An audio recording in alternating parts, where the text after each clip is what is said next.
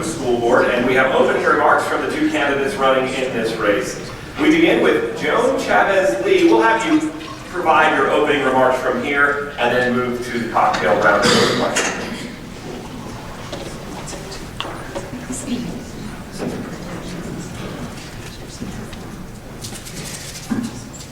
Good morning, and thank you for inviting us to speak here. My name is Joan Chavez-Lee, and I'm seeking your support for my candidacy to represent District 4 on the Jefferson County School Board.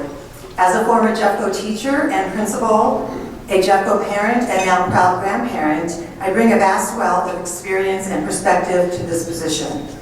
I've been involved with Jeffco schools since 1987, when my daughter Rosa began kindergarten at Mulholland Elementary School. As a single parent with 2 children, I quickly learned the incredible importance of a quality education for students. I also saw firsthand the power of positive, productive, and respectful relationships between all members of our school communities. It is very important that Jeffco promotes an environment where inclusive community involvement occurs at the school level as well as at the district level. When I became a single parent, I finished my BA degree in anthropology from the University of California, Santa Barbara. Then, encouraged by mentors in Jeffco schools, I enrolled in the University of Colorado at Denver to become a teacher and then a principal. I taught at 3 elementary schools, grades K through 5, and then was the principal of Mulholland, Russell Elementary Schools, and then Wheat Ridge Middle School. Since retiring, I have been an active member and treasurer of the Kiwanis Club of Wheat Ridge, participated on the Education Committee with the Friends of Dinosaur Ridge, and am a current board member for CASA, Court-Appointed Special Advocates of Jefferson and Gilpin Counties. I continue my involvement with Jeffco schools. I'm a member of the District Accountability Committee, and I also have the pleasure of volunteering in my granddaughter's classroom at Rosestein Elementary School. I have, through my career, been an advocate for all students, and now I want to bring that commitment and experience to the Board of Education. Thank you.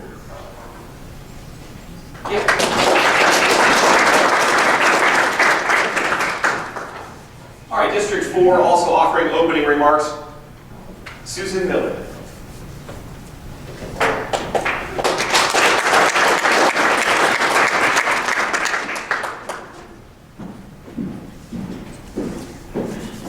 So good morning, I'm Susan Miller, and first of all I'd like to thank the Arvada Chamber for hosting this morning and welcome all of you watching at home. I'm glad you're taking the time to watch this forum. I'd like to briefly tell you about my background and why I'm running for school board in District 4. I graduated from Northwestern University and began my career at Standard & Poor's rating municipal bonds. I moved to banking and today work for a firm that focuses and works with school districts across the country, focusing on enrollment, master planning, financing, and project management. But my most important job is as a mom. I've had 4 children navigate Jeffco schools, including Kiffin Elementary, Creighton and Evergreen Middle Schools, as well as Lakewood and Wheat Ridge High Schools. And like many parents, I was involved. I chaired the Wheat Ridge High School Accountability Committee for a number of years and continue to serve on that committee today. I was president of its PTSA and I served on a number of district committees, including Diversity Council as well as the Choice Committee. And I serve as a community board member now for a charter school. For 6 years, I was also president of the Jefferson Association for Gifted Children, where we engaged in nonpartisan, evidence-based advocacy for gifted and twice exceptional special ed children at the local and state level. 3 main reasons I'm running for school board include the following: a focus on our students' declining achievement, the lack of clarity about what drives our multi-billion-dollar budget, and the need for improved and better coordinated career pathways for our children. But for now, I'd like to just discuss one. Every parent I know is concerned about how their child is being prepared for the 21st century economy. And every company I know is concerned about the scarcity of talent. So a critical question is, how is Jeffco addressing these concerns? Let me cite a few pieces of evidence. They say that up to 3rd grade, students are learning to read. And after that, they are reading to learn. But in Jeffco, last year on the 2019 CNAS, 75% of our third graders eligible for free and reduced lunch did not meet state literacy standards. 65% of our children did not meet the state standards in 6th grade, and 62% of our 8th graders did not meet the state standards for science. And SAT scores are falling. I know we can do better. We have to do better. Our children do not get a second chance at their K-12 education. And I've seen it done right here in Jeffco. At Wheat Ridge High School, where approximately 50% of our children that were eligible for free and reduced lunch were delivered outstanding achievement growth and winning STEM and STEAM programs, as well as career and technical education programs. So don't tell me we can't do it. If you elect me, I'll have laser focus on improving achievement results for all Jeffco students to ensure that they are prepared for and have access to the 21st century economy. That's why I'm ready for school board. I ask for your vote on November 5th. You can learn more about me at millerforjeffcostudents.com. Thank you so very much for your time.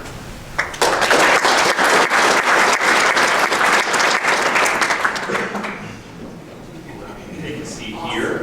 And ladies, if you would select, well, it really doesn't matter, there are only 3, so if you want to be a part of the process, it's kind of fun. Just to reach in and pull one, there you go. There you go, okay, good. All right.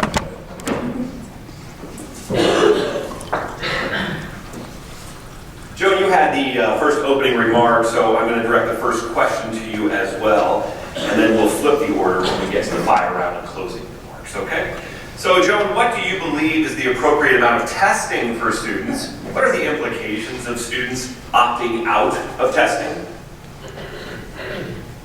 So I believe the appropriate amount of testing relates to the type of tests being done. As a classroom teacher, tests help me determine the next steps of instructions for my students. I use diagnostic tests to find out what a student knows and what they need to learn, formative tests that help me monitor the progress of students, and benchmark tests to find out if students meet their lesson goals. I believe that state testing results are only a few data points in determining how well a student has progressed with their academic knowledge. As a principal, I use state testing results to help determine school-wide goals and strategies.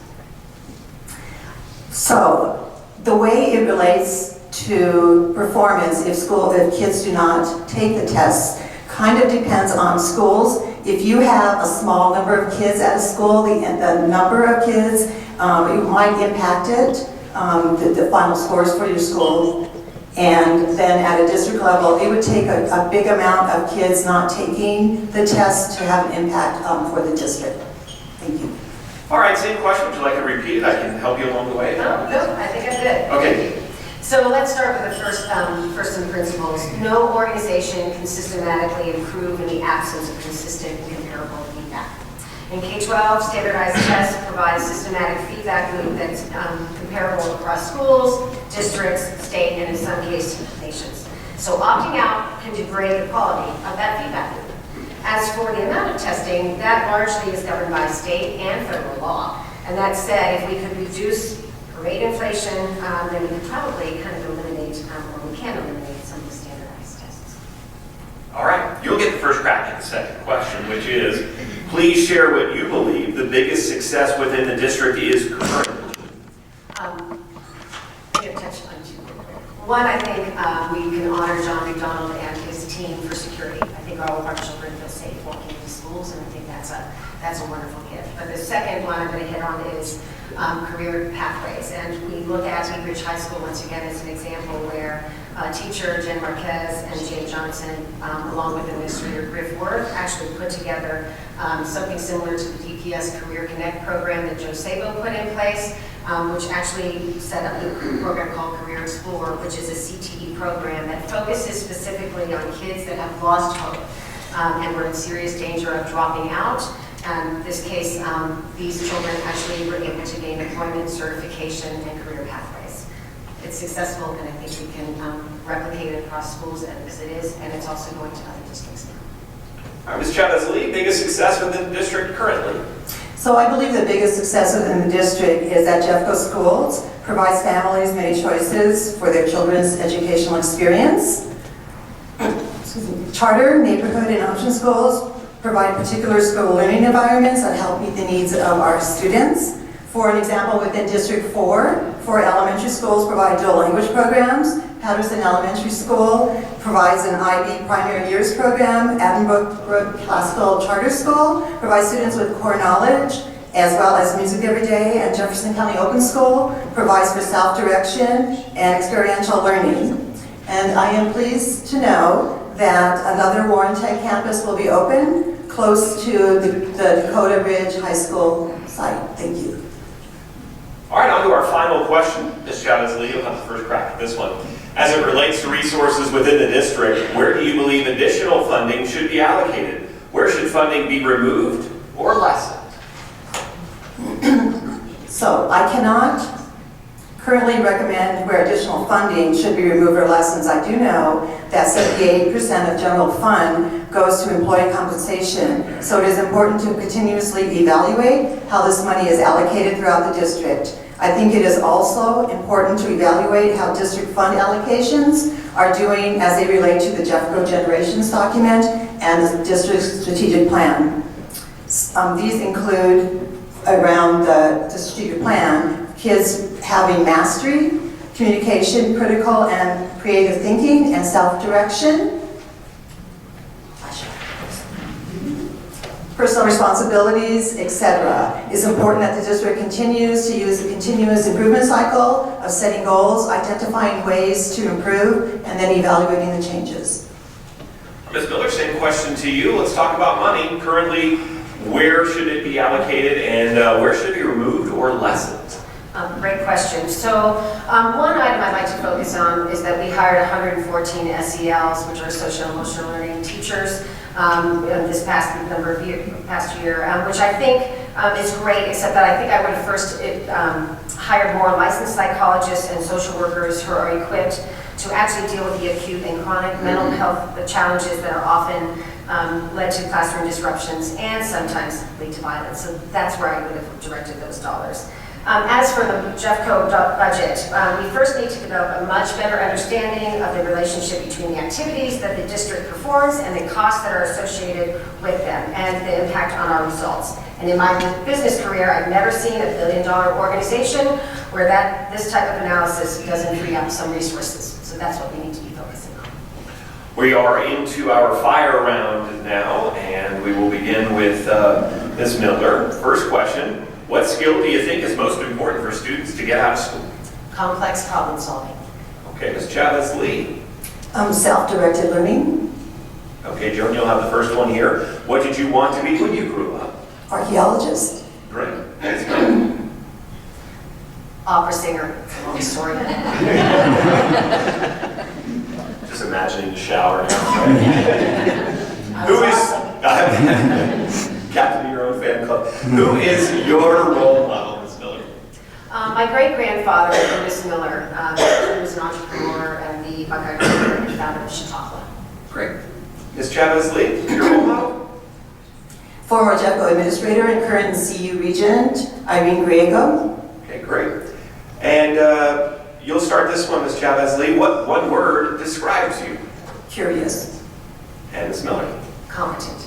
Great. So we'll reverse the order here, which means Ms. Miller will have the first crack at closing remarks. 60 seconds for each of you. Great. Thank you. Again, thank you to the Arvada Chamber for hosting this event. Greatly appreciated. If you're looking for an independent voice on this board who will prioritize improving student achievement, wise management of a $1.2 billion budget, prioritize putting money into our classrooms and expanding opportunities for students and staff, and who will support parents' ability to choose the best public education for their children, I ask you to vote for Susan Miller.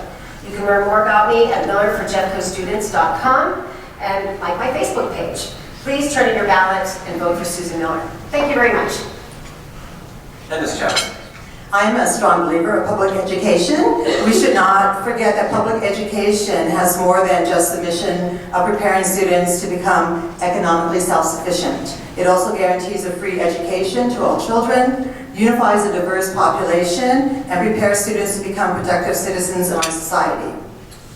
Jeffco is becoming more diverse, with about 25% of population are Latino, yet we've never had a Latino member of the board. I would be proud and honored to be that person, Once again, I do believe I have the skills and preparation necessary to be a well thought out school board member. Thank you very much. Thank you very much, ladies.